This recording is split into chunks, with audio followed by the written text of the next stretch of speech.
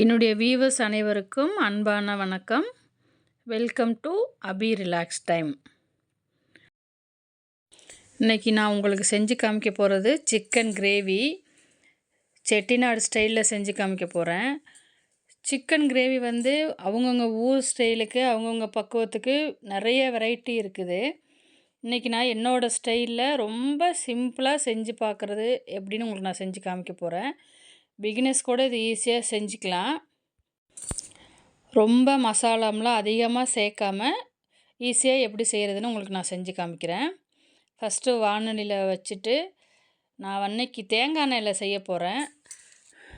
தேங்காய் எண்ணெய் ஊற்றிருக்கேன். அதில் எப்போதும் போடுற மாதிரி சோம்பு, பட்டை, கிராம்பு போட்டு கருவேப்பிலை போட்டு தாளிச்சிட்டு நல்லா வெங்காயத்தை போட்டு வதக்கணும். நான் ஒரு 3 பெரிய வெங்காயம், மீடியம் சைஸ் பெரிய வெங்காயத்தை எடுத்து சின்னதாக கட் பண்ணி வச்சுருக்கிறேன். நான் அதை போட்டு நல்லா ஃப்ரை பண்ணிக்கிறேன். இந்த வெங்காயம் வந்து கோல்டன் கலரில் மாறணும். அதனால் நல்லா வதக்கிக்கங்க. அதில் வதக்கும்போது கல் உப்பு கொஞ்சோண்டு போட்டோம் அப்படின்னா சீக்கிரம் வெங்காயம் வதங்கிரும். அதனால் கொஞ்சோண்டு கல் உப்பு போட்டு நான் சேர்த்து வதக்கிக்கிறேன். இது வரைக்கும் நம்ம வீடியோவை சப்ஸ்கிரைப் பண்ணாதவங்க சப்ஸ்கிரைப் பண்ணி வச்சுக்கோங்க. அப்போ தான் நம்ம போடுற வீடியோ உங்களுக்கு நோட்டிஃபிகேஷனில் வரும். உடனுக்குடனே வந்து நீங்கள் பார்க்கலாம். நான் போடுற வீடியோ எல்லாமே உங்களுக்கு பிடிச்சிருந்தது அப்படின்னா லைக் பண்ணுங்கள், கமெண்ட் பண்ணுங்கள். மறக்காமல் சப்ஸ்கிரைப் பண்ணிவிட்டு ஃப்ரெண்ட்ஸுக்கெல்லாம் கொஞ்சம் ஷேர் பண்ணி விடுங்க. கண்டிப்பாக கமெண்ட் பாக்ஸில் வந்து என்னோடய தவறுகளை வந்து சுட்டி காமிங்க. இது வரைக்கும் என்னோடய சேனலை விரும்பி பார்க்குற அத்தனை பேருக்குமே என்னோடய நன்றிகளை நான் தெரிவிச்சுக்கிறேன். வெங்காயம் வந்து கொஞ்சம் நல்லா வதங்கிருச்சு.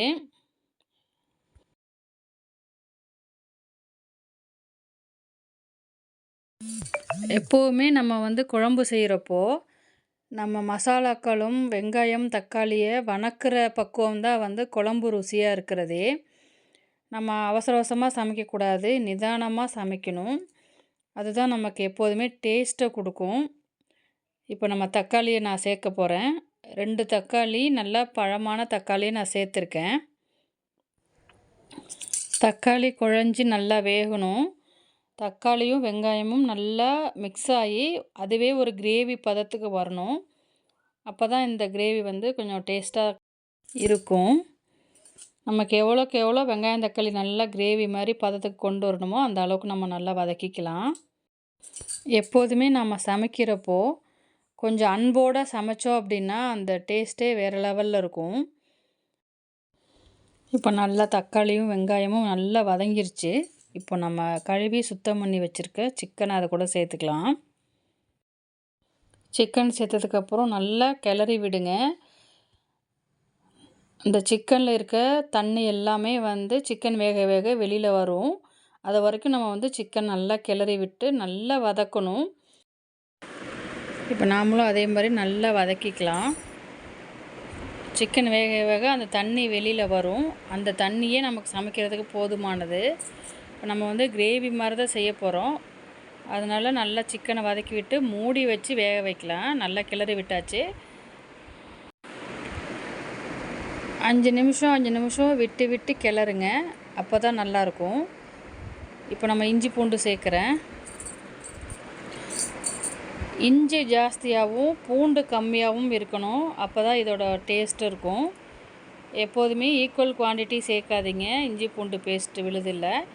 இஞ்சி ஜாஸ்தியாக இருக்கணும், பூண்டு வந்து கம்மியாக இருக்கணும். அப்போ தான் இஞ்சியோட டேஸ்ட்டில் சிக்கன் வந்து நல்ல டேஸ்ட்டாக இருக்கும். அதே ரேஷியோவில் நீங்களும் இதே போட்டுக்கோங்க. இப்போ நல்லா போட்டு வதக்கி விட்டாச்சு. பச்சை வாசனை போகிற அளவுக்கு வதக்கினதுக்கப்புறம் மஞ்சத்தூள் ஆட் பண்ணிக்கலாம். இந்த மஞ்சத்தூள் சேர்த்தா தான் வந்து அந்த கவிச்சி சுமல் போகும். மஞ்சத்தூள் சேர்த்து இப்போ நல்லா கிளறி விட்டுட்டு ஒரு மூடியை போட்டு ஒரு 5 செகண்ட் அப்படியே விட்டுறலாம். திரும்ப ஓப்பன் பண்ணி மறுபடியும் கிளறி விட்டுட்டு அதுக்கு தேவையான உப்பு சேர்க்கலாம். இப்போது நான் சிக்கனுக்கு தேவையான உப்பு மட்டும் தான் நான் சேர்க்குறேன். ஒரு மூடி போட்டு அப்படியே விட்டுறலாம். ஒரு 10 நிமிஷம் வேகட்டும். நல்லா சிக்கனில் இருக்க தண்ணியெல்லாம் லீக் அவுட் ஆகி ஃபுல்லாக நல்லா வெந்திருக்கும் சிக்கனு. இடையில மட்டும் ஓப்பன் பண்ணி ஒரு 2-3 தடவை கிளறி விடுங்க. அப்போ தான் கொஞ்சம் அடியில் தீயாமல் இருக்கும். நல்லா வெந்ததுக்கப்புறம் நம்ம மசாலா சேர்த்துக்கலாம். நல்லா பாருங்கள், சிக்கனில் உள்ள தண்ணி எல்லாம் வெளியில் வந்துருச்சு. சிக்கனும் நல்லா வெந்துருச்சு. இப்போ அதுக்கு தேவையான மசாலாலாம் சேர்த்துக்கலாம். மசாலா சொன்னோன்னையும் நீங்கள் நிறைய மசாலா நான் ஆட் பண்ண போகிறேன்னு நினச்சிக்காதீங்க. நான் இதுக்கு நிறைய மசாலாவே ஆட் பண்ணல. கொஞ்சமாக கரம் மசாலா 1/4 ஸ்பூனு அது சேர்த்து நல்லா கிளறி விட்டுட்டு, சிக்கன் மசாலா பவுடரு இன்றைக்கி நான் கடையில் வாங்கினதை தான் நான் சேர்க்க போகிறேன். 2 டேபிள் ஸ்பூன் சிக்கன் மசாலா சேர்த்துக்கிறேன். இப்போ எல்லாத்தையும் சேர்த்து நல்லா கிளறி விட்டுக்கலாம். அடுப்பு சிம்முலேயே இருக்கட்டும், அப்போ தான் நல்லாயிருக்கும். ஃபுல்லாக வச்சோம் அப்படின்னா அடியில் தீஞ்சு போயிடும். அதனால் சிம்முலேயே வச்சுட்டே நல்லா கிளறி விடுங்க. நான் காரத்துக்கு கொஞ்சமாக காஷ்மீர் சில்லி பவுடர் சேர்க்க போகிறேன். அது காரம் இருக்காது, ஆனால் கலரிங் பார்க்குறதுக்கு நல்லாயிருக்கும். இல்லை உங்களுக்கு காரம் தேவைப்பட்டது அப்படின்னா, நல்லா காரமாக சாப்பிடுவீங்க அப்படின்னா சிக்கன் பவுடர் இன்னும் கொஞ்சம் ஆட் பண்ணிக்கோங்க. நம்மளோட தனி மிளகாய்த்தூளே நீங்கள் சேர்த்துக்கங்க. எனக்கு தனி மிளகாய்த்தூள் தேவைப்படலை, காஷ்மீர் சில்லி பவுடர் மட்டும் நான் சேர்த்துக்கிட்டேன். அவ்வளோதாங்க, ஆல்மோஸ்ட் எல்லா மசாலாவும் சேர்த்தாச்சு. இப்போ நல்லா கிளறி விட்டுட்டு ஒரு 10 நிமிஷம் சிம்மிலேயே நல்லா வேகட்டும். அப்போ தான் இந்த மசாலாலாம் அந்த சிக்கன் கூட சேர்ந்து ஒரு கிரேவி பதத்துக்கு வரும்.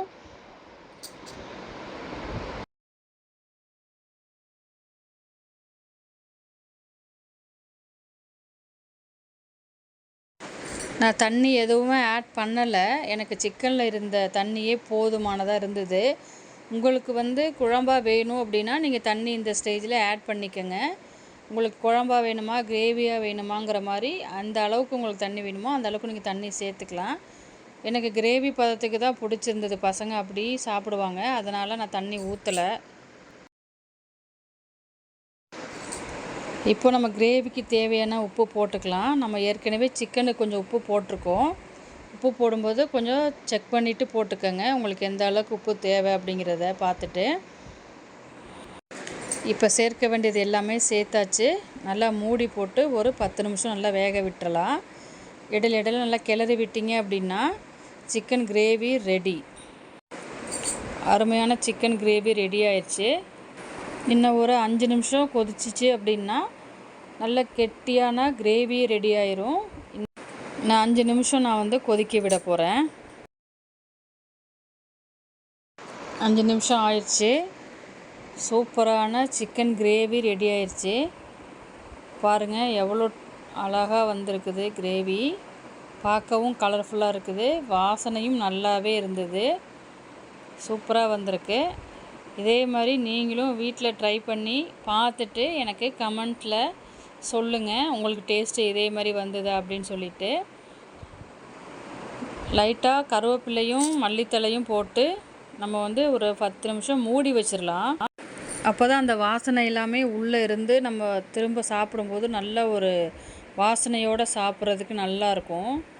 பாருங்கள், சூப்பரான சிக்கன் கிரேவி ரெடி. இது செய்கிறதுக்கு எனக்கு ஒரு 20 மினிட்ஸ் தாங்க ஆச்சு.